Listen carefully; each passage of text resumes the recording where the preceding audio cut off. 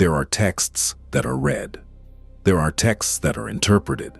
And there is one text that, for 2,500 years, has forced historians, theologians, and skeptics to open their calendars again and again.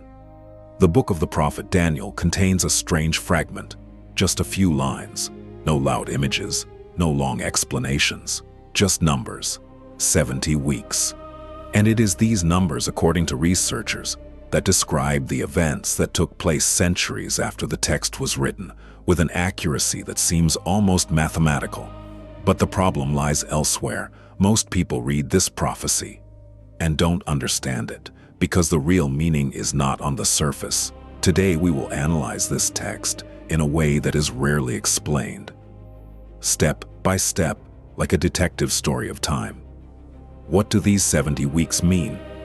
Why they have become one of the most discussed prophecies in the Bible, and why some researchers believe that these few lines contain one of the most accurate time codes ever recorded. But we need to start from the moment when this prophecy was first uttered, because without this, one detail remains unclear. Why exactly 70 weeks? And what does this strange number actually mean?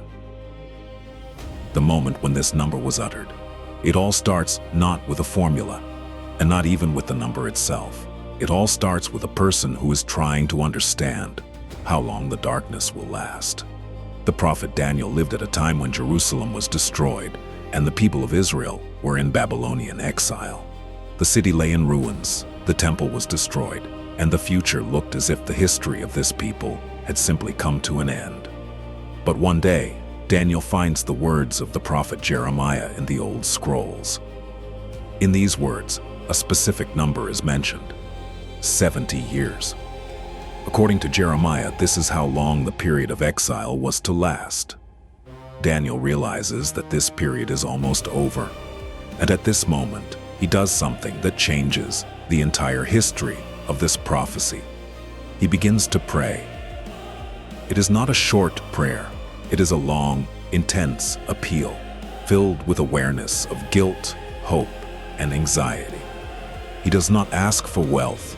He does not ask for power. He is concerned with only one thing: when this story of destruction will end. And at this very moment, according to the text of the book of Daniel, an event occurs that reveals one of the most mysterious prophecies in the Bible. The angel Gabriel comes to him, and instead of answering with 70 years, he says a completely different number: 70 weeks. At first glance, this sounds strange. Daniel is thinking about years, and he is answered in weeks. This is where most readers get lost, because if you take these words literally, the prophecy loses its meaning. 70 weeks is just over a year. But the text clearly speaks of events that will change the whole of history. The restoration of the city, the coming of the Messiah, the destruction of the temple. Obviously, we are not talking about ordinary weeks. And this is where it gets interesting, because in biblical tradition, the word week sometimes meant something completely different from 7 days. And if we understand this principle, a completely different picture of time suddenly opens up before us. A picture where these 70 weeks turn into a much longer and much more precise period. And this is what transforms a few lines from the book of Daniel into one of the most discussed time codes in the entire Bible. But to understand this, we need to answer a key question. What does the word week actually mean in this prophecy? What do these weeks actually mean? This is the moment where everything changes, because when people first read the prophecy about the 70 weeks, they imagine a normal calendar. 7 days, then another 7, and so on. But the ancient text uses a completely different word. In the book of Daniel, the word shabuyaim is used, and it does not mean weeks in the usual sense. Its literal meaning is sevens, simply groups of 7. 7 of what? This is where the key to the entire prophecy is revealed. In biblical tradition, there was a principle called the fateful week. Its roots go back to the laws of Moses. The idea is simple: 7 years form one cycle, just as 7 days form a week. For example, the book of Leviticus describes a system of sabbatical years. The land is cultivated for 6 years, and in the 7th year it rests. That is, time in biblical thinking was often counted not in days, but in 7s of years. That is why most researchers read this prophecy as follows: 1 week equals 7 years. And suddenly everything starts to fall into place. 70 weeks is not 490 days. It is 490 years. That is why this prophecy is so surprising. Because instead of a short period, we are presented with almost half a millennium of history. And the angel Gabriel does not just give a number. He breaks this time down into very precise parts. First, 7 weeks, then 62 weeks, and only after that, the last 70th week. At first glance, this structure seems strange. Why not just say 69 and 1? Why are these numbers separated? This question has puzzled researchers for centuries, because this separation seems deliberate. It is as if the author of the prophecy wants to emphasize that these stages have different historical meanings, and when researchers began to compare these numbers with real events in history, they suddenly saw something very unusual. Events that took place hundreds of years after Daniel began to fit strangely into this structure. So strange that many began to call this prophecy the biblical time formula. But to verify this, you need to take the next step. Ask one simple question. If these 490 years are a real period of time, when does it begin? The starting point that changes everything. Any prophecy related to time has one critical detail: the beginning. Without a starting point, any numbers remain just an abstraction. 490 years can begin at any time, and then this prophecy means nothing. But in Daniel's text, this point is stated surprisingly clearly. Gabriel says, "From the going forth of the commandment to restore and build Jerusalem." It is from this moment that the countdown begins. And here begins the real historical mystery. For in the period after the Babylonian captivity, there were several decrees related to Jerusalem. The Persian king Cyrus allowed the Jews to return. Later, King Darius confirmed this decision, but these decrees primarily concerned the rebuilding of the temple, not the city itself, and the prophecy specifically says, the rebuilding of Jerusalem. And here, many researchers draw attention to another decree. The decree of King Artaxerxes, issued to Nehemiah. This was around 445 BC, and this document directly refers to the restoration of the city walls of Jerusalem. In fact, the rebuilding of the city itself. That is why many Bible scholars consider this decree to be the starting point. Now let's return to the structure of the prophecy. Remember how Gabriel divided the time? 7 weeks plus 62 weeks. Together, 69 weeks. If 1 week is 7 years, then 69 times 7 equals 483 years.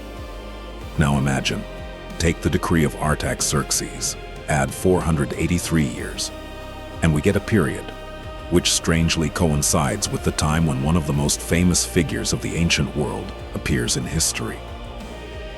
Jesus of Nazareth. It is at this point that many people experience that same intellectual shock for the first time, because the coincidence seems too precise to simply ignore. But here's another detail. For this formula to work, you need to consider one more thing that is almost never mentioned.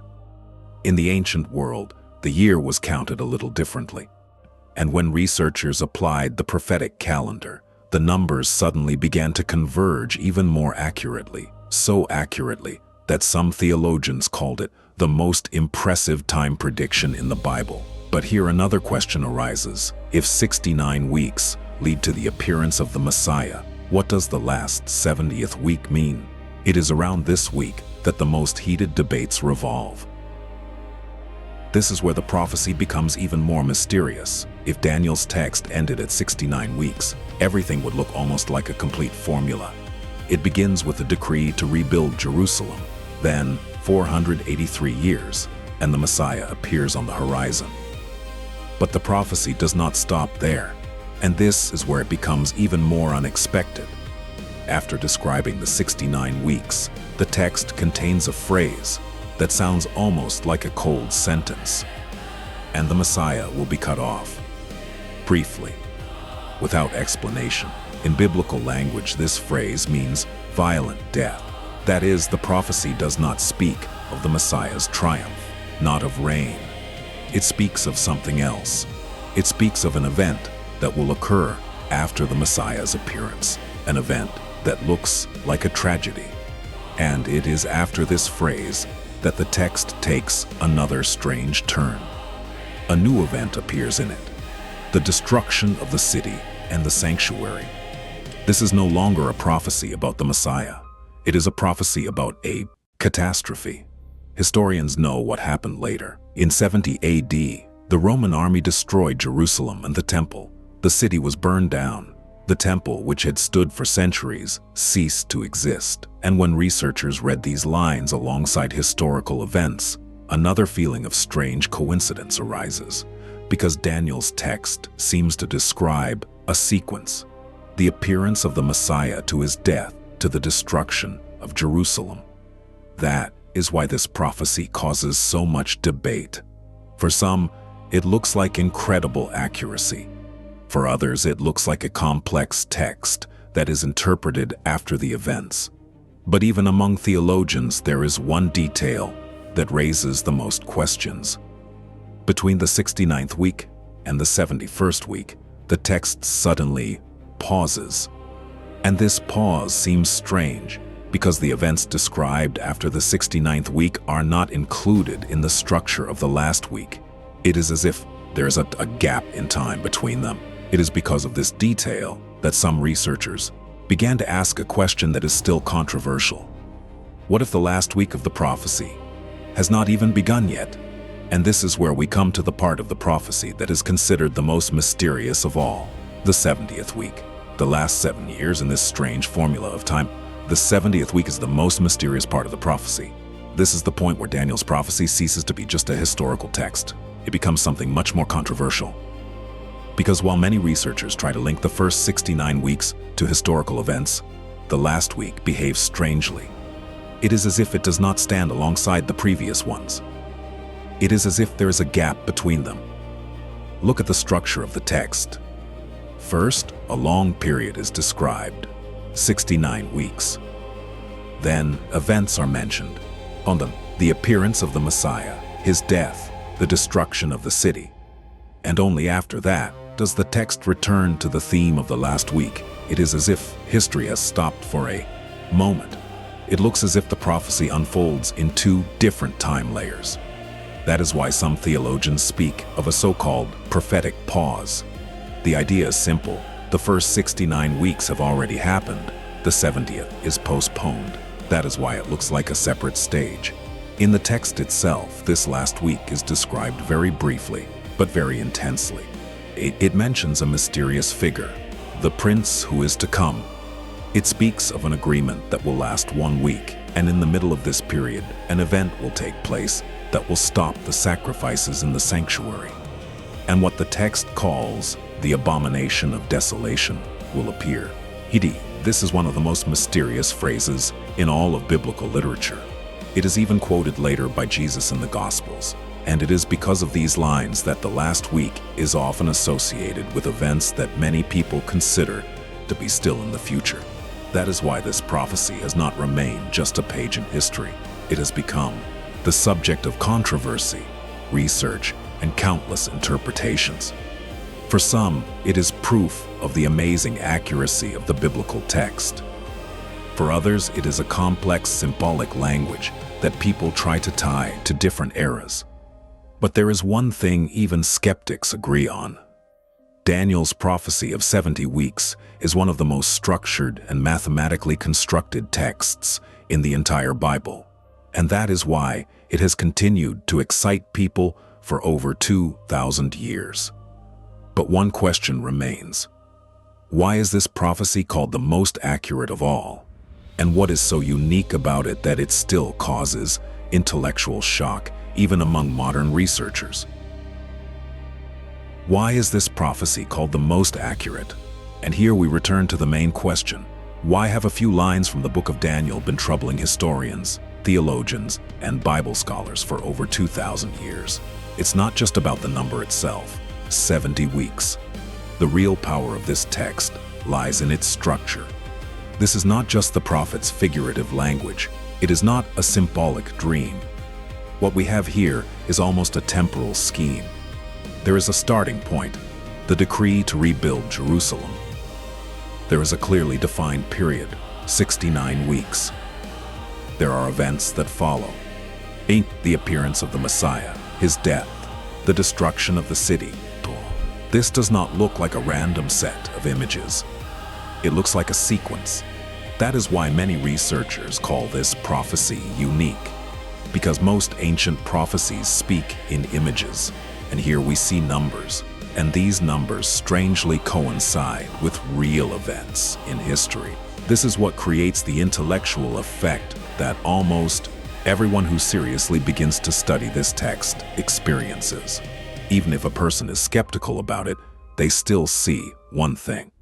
This prophecy is constructed with such precision that it seems as if the author was looking at history from the other side of time. But there is another reason why this text continues to excite people. We talked about 69 weeks. We talked about events that, according to many researchers, have already happened. But there is another part left in the text itself, the 70th week. It is this that leaves a feeling of incompleteness, as if history is not yet over. And that is why this prophecy has not become a museum exhibit of ancient history. It remains a living text, a text that people continue to study, discuss, and try to understand. If you are interested in such profound biblical themes, hidden meanings, and prophecies that most people are not even aware of, subscribe to the channel.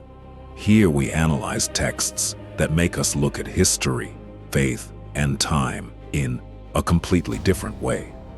Because sometimes a few ancient lines can hide more meaning than an entire library of books. And sometimes the most interesting answers appear precisely where we are used to seeing only a riddle.